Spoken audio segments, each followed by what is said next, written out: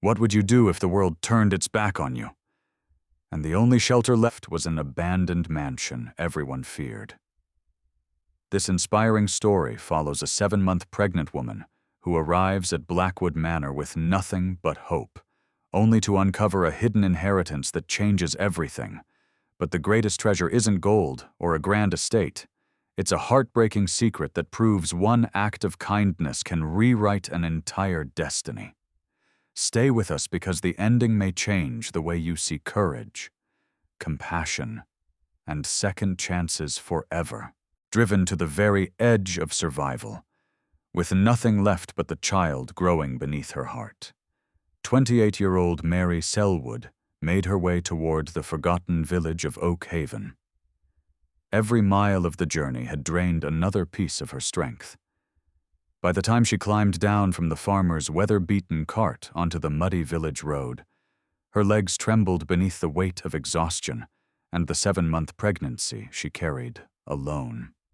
The cold autumn wind wrapped itself around her thin shawl, as if determined to strip away the last warmth she possessed. One hand instinctively rested against her swollen belly when a small kick reminded her that she was no longer fighting only for herself. That tiny movement was enough to steady her resolve. The farmer gave her a quiet nod before guiding his horse away without another word. Soon she was standing alone, surrounded by unfamiliar cottages whose shuttered windows seemed to watch her with silent suspicion. Mary looked far older than her 28 years. Hunger, grief, and countless sleepless nights had carved invisible scars across her gentle face. Inside the worn pocket of her faded coat rested a single folded letter bearing her late mother's name and one mysterious destination, Oak Haven. It was the final thread connecting her to a past she barely understood. Her husband had disappeared more than a year earlier after promising to build a new life across the ocean. His letters stopped coming. The money never arrived. Eventually. So did hope. When the landlord forced her from her tiny room in Liverpool, she realized she had nowhere left to go. Except here, whatever waited inside this forgotten village. It was the last chance she had to give her unborn child a future. Mary pulled her shawl tighter around her shoulders and took her first uncertain steps toward the heart of Oak Haven. The village was quiet in the way only forgotten places could be. Smoke drifted lazily from a handful of chimneys, but no welcoming faces appeared. Curtains shifted behind narrow windows, and strangers measured her with silent eyes before disappearing again into the warmth of their homes. She understood those looks. She had seen them before. They were the same expressions people wore in Liverpool after she could no longer pay her rent. The same guarded glances that quietly judged worn clothes before listening to a single word. Poverty had a face, and Mary had carried it for so long that she barely remembered what it felt like to be looked at with kindness. Another dull ache tightened across her lower back. She stopped for a moment, breathing slowly, her hand instinctively resting against the curve of her swollen belly. "It's all right," she whispered softly. "Just a little farther." The tiny life inside her answered with a gentle movement. It was enough to keep her walking. The only building that showed any sign of life was a weathered inn called the Shepherd's Crook. Warm light spilled through its windows, accompanied by bursts of laughter that floated into the damp evening air. For one hopeful moment, Mary imagined warmth. A chair beside the fire, perhaps a bowl of soup, just one peaceful night before deciding what to do next. She pushed open the heavy oak door. The cheerful conversation stopped almost instantly. Every face turned toward her. The silence that followed felt colder than the wind outside. The innkeeper, a broad man with tired eyes and an apron stained by years of hard work, looked her over from head to toe. His gaze lingered on her threadbare dress, her mud-covered boots, and finally the unmistakable curve of her pregnancy. "What can I do for you?" he asked, though his tone suggested he already knew the answer. Mary swallowed the pride she had spent months trying to protect. "I only need a room for the night," she said quietly. "Some warm broth, if you have any. I'll find a way to pay you once I've found the family I came here searching for." The man gave a short, humorless laugh. "And what family would that be?" She carefully unfolded the worn piece of paper she had carried across half the country. "My mother's family." He barely glanced at it before pushing it back toward her. "No one's waiting for you here." The words landed like stones. I only need one night. We don't offer charity." His voice remained flat. "And we certainly don't need another mouth to feed." A few men sitting near the fireplace exchanged amused glances. One muttered just loudly enough for everyone to hear, "Looks like another poor soul chasing ghosts." Several others laughed.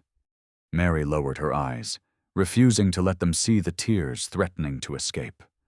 She had cried enough during the past year. She would not cry here. Not in front of strangers.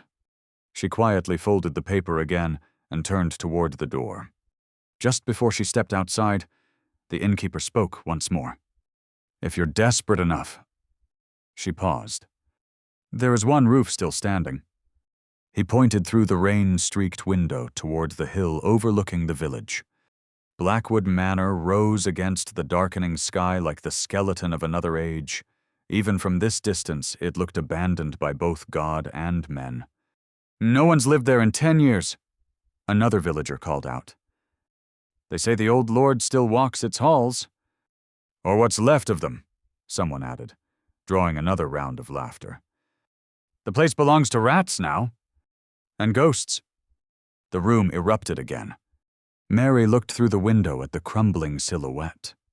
Broken chimneys, collapsed roofs, windows like empty eyes staring back across the valley. It looked less like a home, and more like grief carved from stone.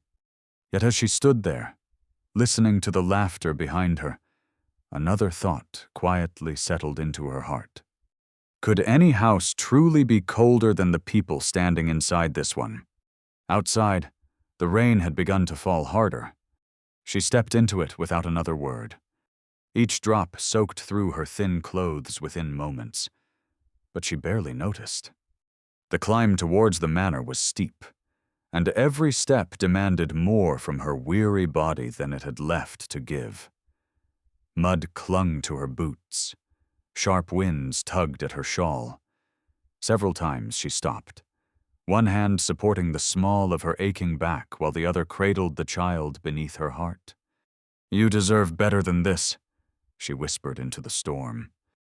I'm trying with everything I have." For a long moment, only the rain answered. Then Pythor. Beneath her palm. The baby moved again. Not violently, not urgently, just one quiet little kick. It felt almost like reassurance. Mary closed her eyes. The world had closed every door behind her. Perhaps, just perhaps, the forgotten house waiting at the top of the hill was not the end of her journey. Perhaps it was the place where her story was only just beginning. The iron gate let out a long, sorrowful groan as Mary pushed it open. It sounded less like rusted metal, and more like a house awakening after years of silence. Beyond it, the narrow stone path had almost disappeared beneath tangled weeds and fallen branches. Rainwater trickled between broken flagstones, while the enormous silhouette of Blackwood Manor rose higher with every careful step she took. Up close, the mansion looked even more heartbreaking than it had from the village below. Parts of the roof had collapsed into darkness. Ivy wrapped itself around cracked stone walls, as though nature had been slowly reclaiming what people had long abandoned. Window panes hung shattered inside rotten frames, staring outward like tired eyes that had forgotten what hope looked like. Mary stopped at the foot of the great entrance. For a brief moment, fear whispered that she should turn back. But where? No fire waited for her in the village. No family waited behind any door. No one was searching for the woman carrying a child the world had already decided was another burden. She gently rested both hands against her stomach. "I'll keep you safe," she whispered. "I don't know how, but I will." A small movement answered from within. She smiled through tears she refused to let fall. The enormous front doors would not budge. Their swollen oak timbers had fused together after years of rain and neglect.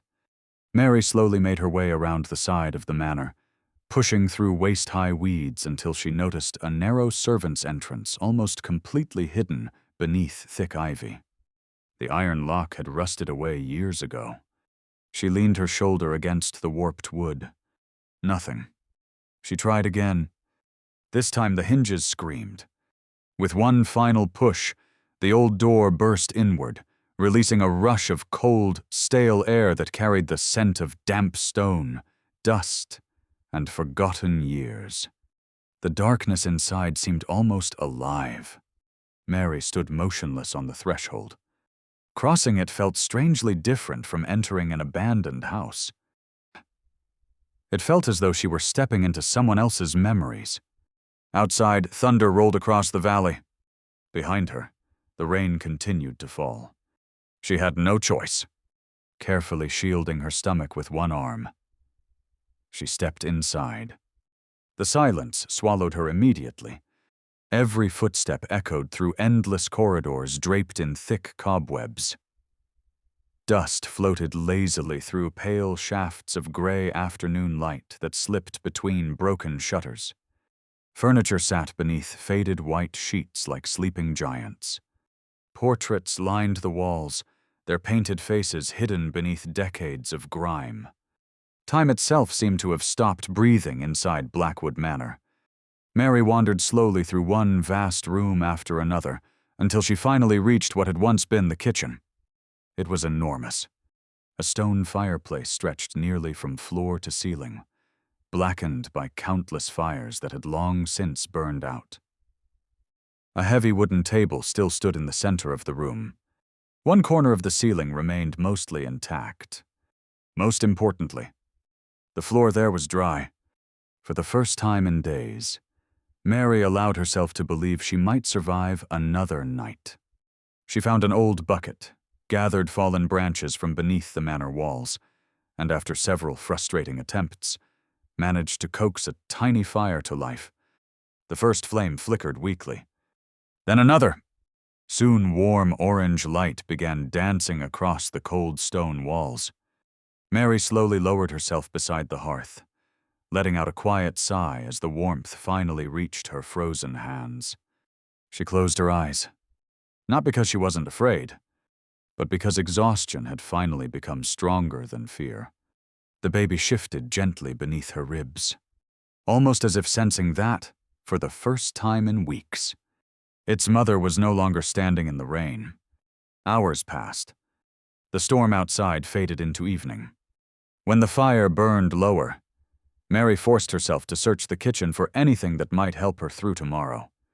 Most cupboards had rotted away. The shelves were empty. Broken pottery littered the floor. Then, tucked beneath a collapsed cabinet, she discovered a small clay jar. Inside, only a handful of dried oats remained, hardly enough for a proper meal. Yet to Mary, it looked like treasure. She laughed softly. It was the first genuine laugh that had escaped her lips in months. That night, she cooked the thin porridge over the tiny fire, thanking God for every single spoonful. When the bowl was empty, she leaned back against the ancient stone chimney. The manor groaned quietly around her. Wood creaked overhead. Wind whispered through broken windows. Yet strangely, the house no longer felt frightening. It felt lonely, as though it had been waiting years for someone simply to light a fire inside its empty heart again. Mary looked into the dancing flames. "I don't know why I came here," she murmured. "But somehow, I feel like this place was waiting for someone." The only answer came from somewhere deep within the old mansion. A single, soft almost imperceptible. Click! Mary lifted her head. The fire crackled quietly beside her. Everything else had fallen completely still. She held her breath. For one brief second. She could have sworn the old house had answered her. Morning arrived quietly. The storm clouds had drifted beyond the valley, leaving behind a pale sky washed clean by the night's rain. Thin rays of sunlight slipped through the cracked kitchen windows, touching the old stone floor for the first time in what felt like years. Mary awoke beside the dying embers of the fire. For a few moments she forgot where she was. Then the towering walls, the silence, and the scent of ancient timber brought everything rushing back. Blackwood Manor? The forgotten house everyone feared. She slowly placed a hand over her stomach. The baby moved gently beneath her palm. A smile, faint but genuine, appeared across her tired face. "We made it through another night," she whispered. It was not much of a victory, but sometimes surviving one more day was enough. With little food left, Mary knew she could not spend another day simply waiting. If this abandoned house was to become her shelter, then she would have to breathe life back into it with her own hands. She found an old wooden bucket tucked inside a dusty corner of the kitchen and carried it outside to collect fresh rainwater. The cold water stung her aching fingers. Still, she welcomed the feeling. It reminded her she was alive. Returning inside, she knelt carefully on the stone floor and began scrubbing away years of dirt. At first, it felt pointless. The stains seemed endless. Every stroke of the brush revealed another layer of grime beneath it. But after nearly an hour of patient work, a small patch of clean gray stone appeared beneath the dirt. Mary stopped and stared at it. It was only a single square of floor, yet somehow, it changed everything. The house wasn't beyond saving. It had simply been forgotten. She understood that feeling better than anyone. People had looked at her the same way they looked at this manor. Broken. Worthless. Too damaged to bother helping. But beneath the dust, something still remained. Something worth saving. That realization settled quietly into her heart. She continued working. Hour after hour. She swept broken plaster into neat piles. She opened swollen shutters that had refused to move for years, letting fresh air pour into rooms long imprisoned by darkness. She gathered fallen branches from the garden to keep the fire alive. She washed cracked windows until sunlight slowly reclaimed forgotten corners of the kitchen. Little by little, the manor began to breathe again. So did she. By afternoon, exhaustion forced her to rest. She lowered herself carefully into an old wooden chair near the hearth, one hand supporting her aching back. The baby shifted again, this time with surprising strength. Mary laughed softly. "You like it here, don't you?" Her voice echoed gently through the empty room. No answer came. Yet somehow, the silence no longer felt lonely. It felt peaceful, as if the old house had accepted her presence. Later that day, curiosity led her farther into the manor. She wandered through long hallways where faded portraits watched silently from cracked walls. She stepped into a grand ballroom where a magnificent chandelier still hung above warped wooden floors, coated in years of dust. The great dining hall remained frozen in time. Silver cutlery rested exactly where servants had once placed it. Crystal glasses stood untouched. It looked as though the family had risen from supper one evening and never returned. But it was the library that drew her in. The room stretched from floor to ceiling with towering bookshelves filled with thousands of forgotten volumes. Dust covered nearly everything. The air smelled of old leather, cedar wood, and faded ink. Mary had always loved books. As a little girl, her mother had often told stories she herself could never afford to write down. Standing among these silent shelves felt strangely comforting. She slowly brushed her fingertips across the edge of an enormous oak desk that dominated the room. Unlike the rest of the furniture, something about it felt different. Not newer, not cleaner, simply loved, as though someone had cared for it until the very last day. She circled behind the desk. Sunlight filtered through a cracked window, falling across the dark wooden wall behind it. That was when she noticed it. One section of the oak paneling reflected the light differently. Only slightly. So slightly that anyone passing through the room would have missed it entirely. But Mary had spent the past year surviving by noticing small things. A kind stranger, a loaf of bread left behind, a place to rest before nightfall. She stepped closer. Her fingers brushed across the polished wood. Every panel surrounding it felt rough with age. This one was unexpectedly smooth, almost warm beneath her hand.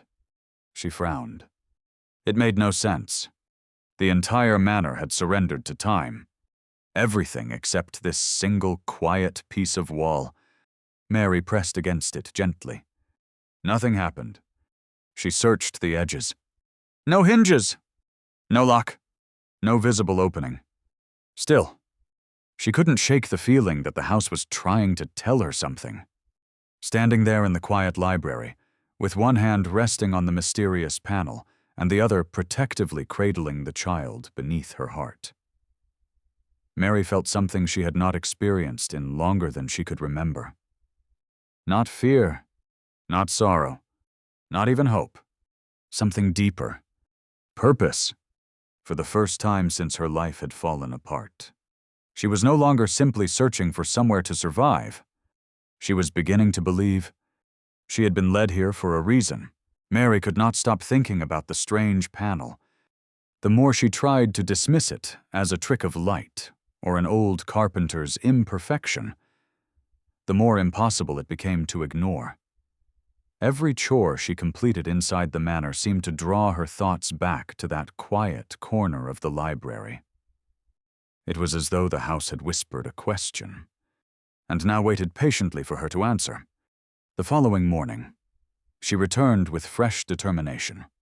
Outside, the valley was wrapped in a blanket of silver mist. Dew clung to the overgrown hedges, and somewhere beyond the trees, birds greeted the new day with songs the old manor had not heard in many years. Mary began working again, not because she expected a reward, but because caring for the house had slowly begun to heal something inside herself. She swept another room, opened another warped window, cleared years of dead leaves from a collapsed hallway so sunlight could finally reach the stone floor beneath. Each small task reminded her that broken things did not always need replacing. Sometimes, they simply needed someone who refused to give up on them. Perhaps people were no different. By midday, her aching back forced her to rest once more. The child beneath her heart had become more active over the past few days. Gentle kicks now interrupted her work every so often, as though reminding her not to carry more than she could bear. Mary smiled and rubbed her stomach. "I know," she whispered. "I'm working too hard." The baby answered with another tiny movement. It felt strangely like a conversation. She laughed quietly. For the first time in many months, she no longer felt completely alone. After resting, she climbed the familiar staircase toward the library. Dust floated through long beams of afternoon sunlight, filling the silent room with tiny golden sparks. Everything looked exactly as it had before. The towering books, the faded maps, the enormous oak desk, and behind it, the smooth wooden panel. Mary approached slowly. Instead of pressing against the wall this time, she studied the desk itself. If someone had gone to such extraordinary lengths to conceal part of the room, surely the secret could not exist without a way to reveal it.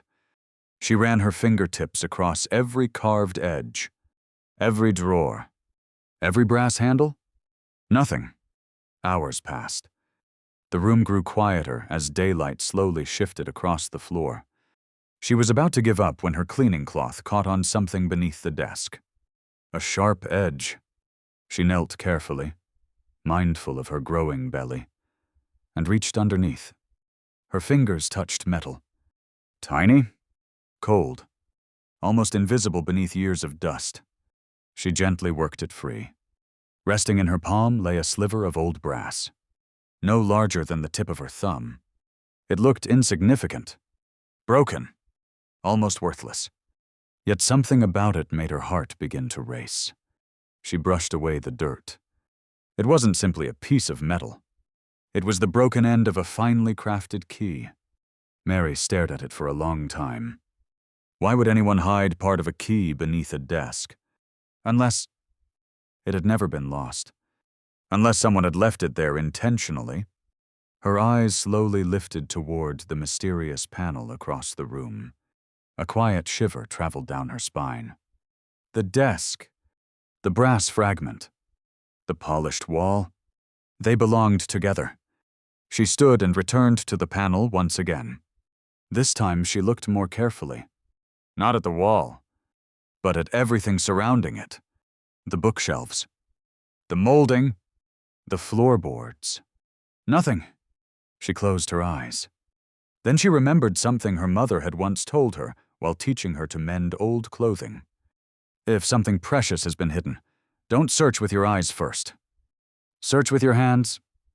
Mary smiled sadly at the memory. She missed her mother every single day. Slowly, she began feeling every inch of the oak desk once more. Not rushing, not guessing, simply listening with her fingertips. The carved wood told its own story. Every groove had been shaped by careful hands decades before. Every curve had meaning. Then, her thumb pressed against what appeared to be nothing more than an ordinary knot in one of the desk's carved legs. Except, it moved. Barely. A tiny click echoed through the silent library. Mary froze. The sound was almost too soft to hear. Then another sound followed. A slow, almost graceful, grinding of hidden wood. Across the room, the polished wall panel separated from the surrounding oak by the width of a single finger. It was opening. Mary could scarcely breathe. For several long moments, she simply stood there, staring. The Manor had guarded this secret for years, perhaps decades, and somehow it had chosen to reveal it to a woman whom the entire village had dismissed as nothing more than a homeless stranger. She stepped closer. The opening revealed a narrow passage just wide enough for one person. Cool, perfectly dry air drifted outward. Unlike the dampness filling the rest of the manor, this air carried the scent of old leather, beeswax, and carefully preserved paper. Someone had gone to extraordinary lengths to protect whatever lay inside. Mary lit a single candle. Its trembling flame cast long shadows across the hidden doorway. Her heart pounded so loudly she feared she might wake the entire house. One hand instinctively rested against her unborn child. If this changes our lives, she whispered through trembling lips. Foitum. Then one day I'll tell you how we found it together. The baby answered with the gentlest little kick. Tears filled Mary's eyes. For months, every door in her life had closed. Every hand had turned her away. Every road had seemed to end in disappointment. But now, standing before a doorway that had remained hidden from the world for years, she realized something extraordinary. Sometimes God does not answer our prayers by opening the doors we are desperately knocking on. Sometimes, He quietly leads us to a door no one else even knows exists. And with trembling hands, Mary lifted the candle and stepped into the darkness beyond. Mary raised the candle a little higher. Its trembling flame pushed back the darkness, revealing a narrow passage hidden inside the thick stone walls of Blackwood Manor. Every careful step echoed softly beneath her feet. as though no one had crossed this threshold for generations. The air was astonishingly different. Gone was the damp smell that lingered throughout the abandoned manor. Here, everything was dry. Still, almost untouched by time. It felt less like entering another room, and more like stepping into a memory someone had carefully protected from the world. At the end of the passage stood a small study. Unlike the rest of the house, nothing inside had surrendered to decay. A leather chair remained neatly positioned before a walnut writing desk. Maps of the valley still hung perfectly straight upon the walls. Books rested quietly on polished shelves. Even the layer of dust seemed thinner here, as if the room itself had refused to grow old. Mary's heart beat faster. Whoever had hidden this place had expected someone to find it one day. Her eyes slowly settled upon the object resting in the center of the desk. A heavy iron chest, dark with age, its corners reinforced with blackened steel. Unlike ordinary lockboxes, there was no visible keyhole, only an intricate brass plate engraved with delicate patterns, worn smooth by hands that had long since turned to dust. Mary stepped closer. The broken brass fragment still rested inside her palm. She looked from the tiny piece of metal to the strange lock. A thought crossed her mind. Impossible, yet somehow, it felt right. Carefully, she examined the center of the lock plate. There, almost invisible beneath years of wax and dust, a tiny opening, hardly larger than the broken brass tip itself. With the fireplace poker she had carried from the kitchen, Mary gently cleared away the hardened wax, sealing the opening. Her hands trembled, not from fear, but from the terrifying possibility that hope might finally be real. She pressed the brass fragment into the opening. For one long moment, nothing happened. Then, a deep metallic sound echoed through the little room. Clank! The lid lifted ever so slightly. Mary froze. Her breath caught somewhere between disbelief and prayer. Slowly, almost reverently, she opened the chest. The candlelight spilled across rows of neatly stacked gold sovereigns. Dozens! Then hundreds. Their warm glow reflected against the dark velvet lining until the entire room shimmered with quiet brilliance. Mary instinctively stepped backward. Never in her life had she seen such wealth.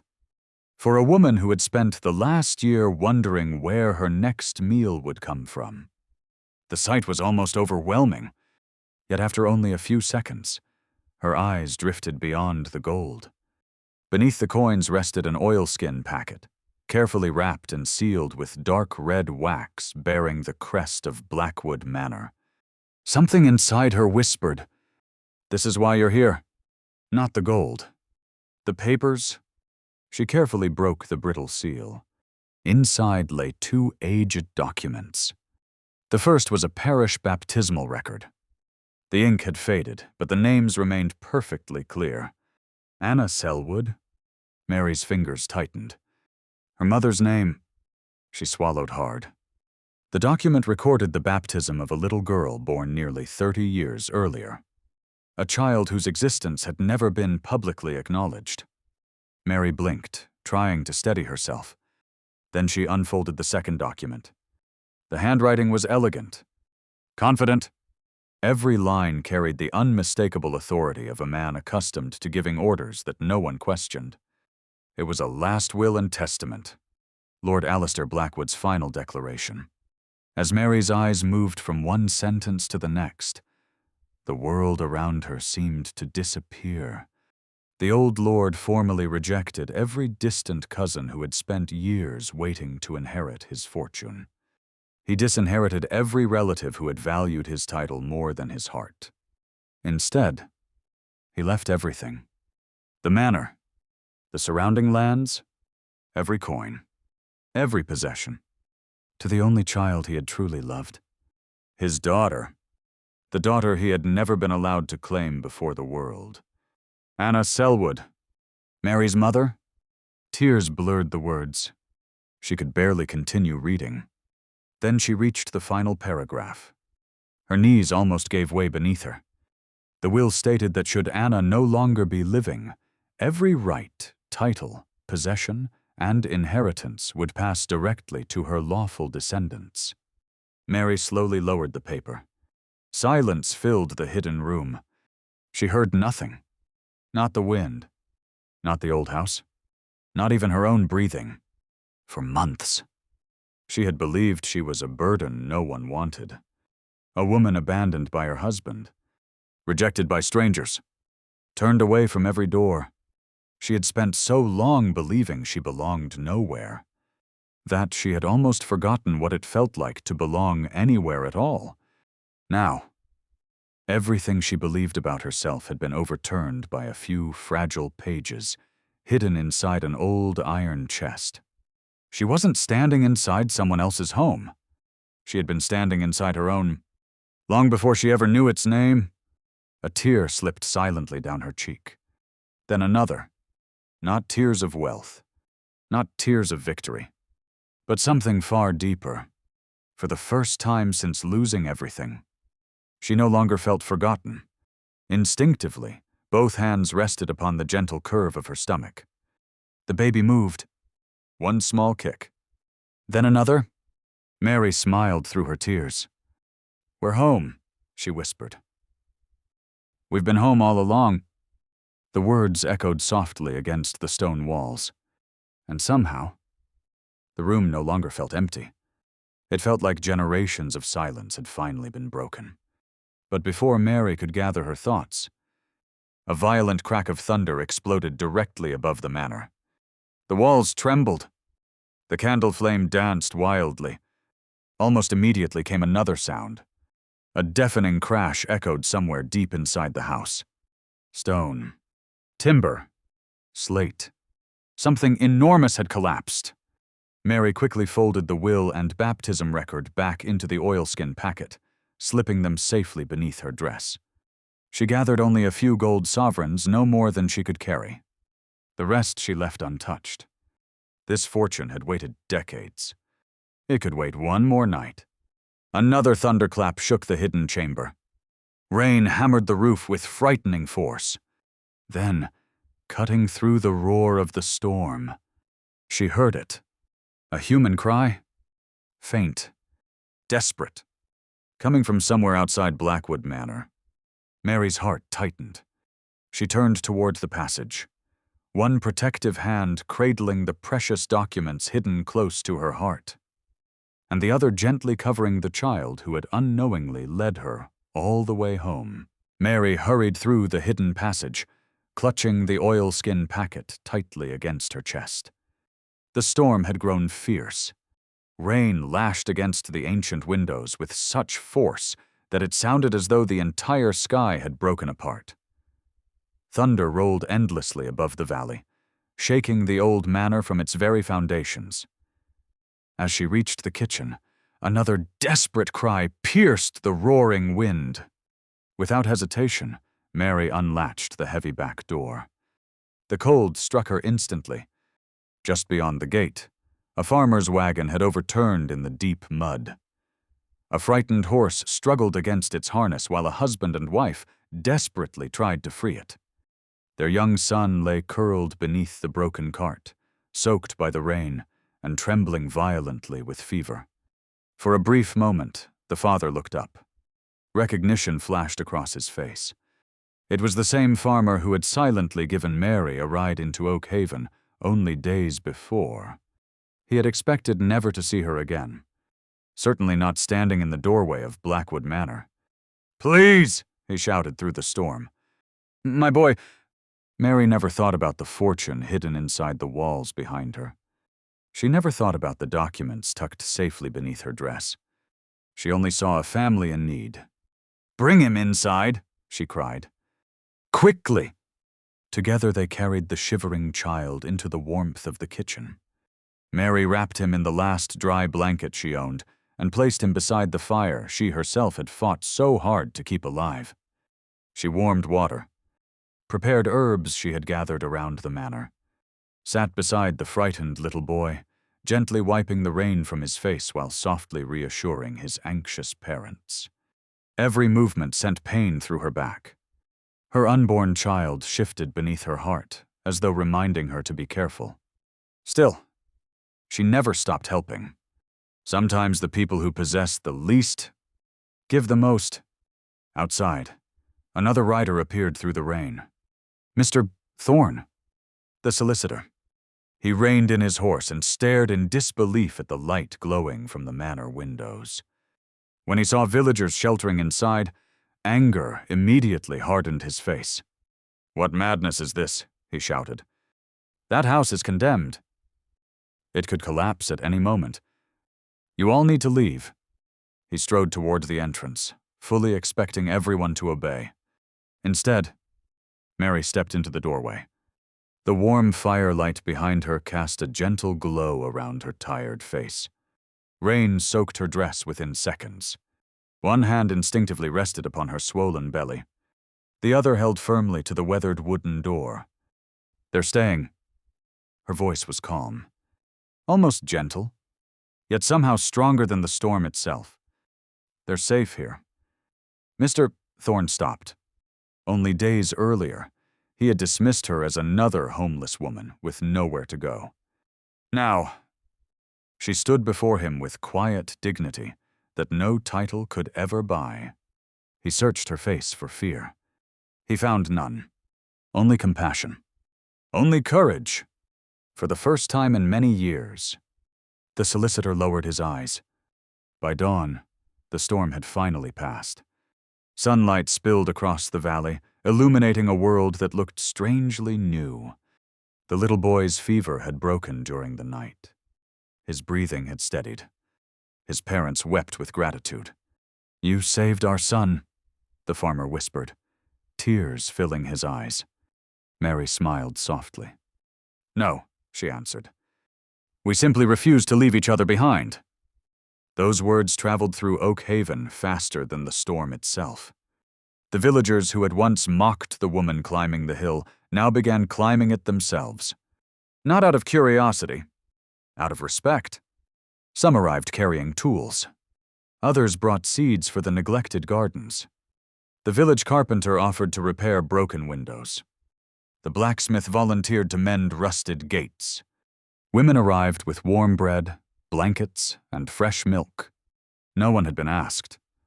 They simply came, because kindness has a remarkable way of awakening kindness in others. A few days later, accompanied by the village pastor, Mary presented Lord Blackwood's will before Mr. Thorne. The solicitor read every page in stunned silence. There was no mistake, no missing signature, no legal flaw. The abandoned woman he had called a burden was the rightful heir to Blackwood Manor. He slowly removed his spectacles. "I owe you an apology," he said quietly.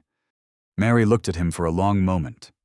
She could have reminded him of every cruel word, every humiliation, every door he had tried to close. Instead, she simply smiled. "I think life has already taught us both enough."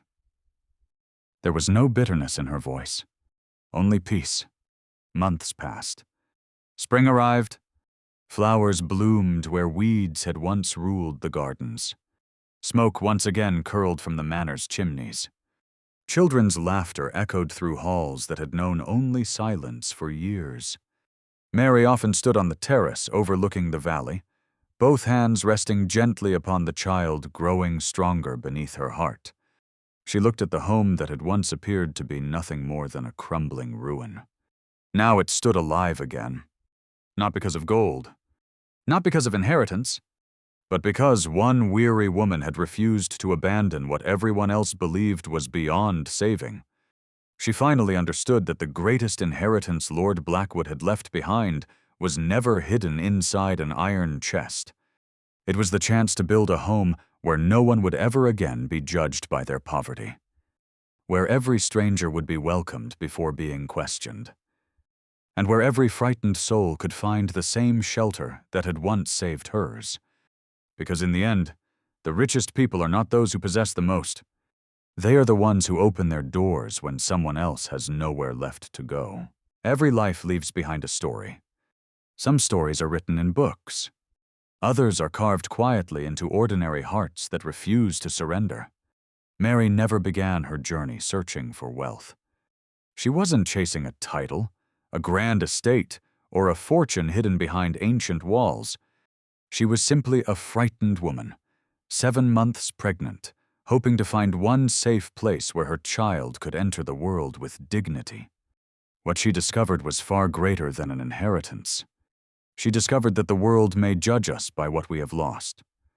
But God often sees us by what we are willing to become. The people of Oak Haven looked at an abandoned mansion and saw nothing but ruin. They looked at a weary woman in worn clothes and saw another burden. Yet both were carrying treasures no one could see. Sometimes the greatest blessings are hidden beneath layers of disappointment. Sometimes the doors that seem forever closed are quietly leading us toward the one that was always meant for us. And perhaps the most beautiful lesson of all is this: your greatest strength is revealed not when life gives you everything you want, but when it takes almost everything away and you still choose kindness. Mary could have used her inheritance to seek revenge against those who humiliated her. Instead, she chose forgiveness. She built a home where compassion replaced judgment and where hope welcomed every stranger who knocked at the door. That is the kind of legacy money can never buy. Before you leave today, take a moment to ask yourself one simple question. If someone knocked on your door carrying nothing but pain and hope, would you see a burden, or would you see a life worth saving? If Mary's journey touched your heart, please take a moment to like this video, because every like helps stories of hope reach someone who may desperately need them today. Subscribe to the channel if you believe that kindness, courage, and faith still have the power to change lives. And finally, share your thoughts in the comments below. What do you think was Mary's greatest treasure, the hidden inheritance she discovered, or the compassionate heart she chose to keep despite everything she had endured? Your story may inspire someone else more than you will ever know. Thank you for spending this time with us. Until next time, remember this: sometimes the place that feels like the end of your journey is quietly becoming the place where your new life begins.